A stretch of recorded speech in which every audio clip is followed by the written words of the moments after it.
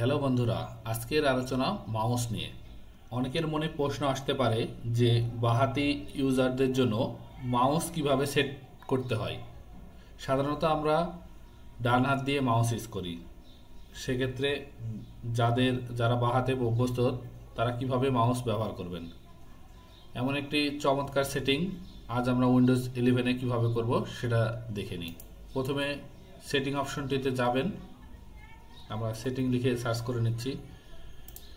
Setting অপশনটিতে গিয়ে Bluetooth and device অপশনটিতে যাব।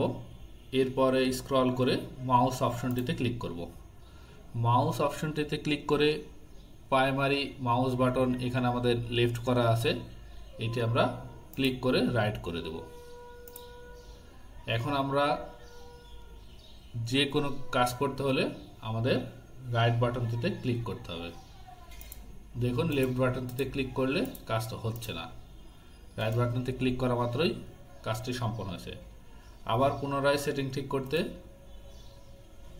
একই অপশনে গিয়ে রাইটের জায়গায় শুধু লেফট ক্লিক করলেই আপনার সেটিংটি পুনরায় আগের মতন হয়ে যাবে। আশা করি ভিডিওটি আপনাদের ভালো লেগেছে। এই ধরনের আরও টিপস পেতে আমাদের চ্যানেলটি সাথেই থাকুন। ধন্যবাদ।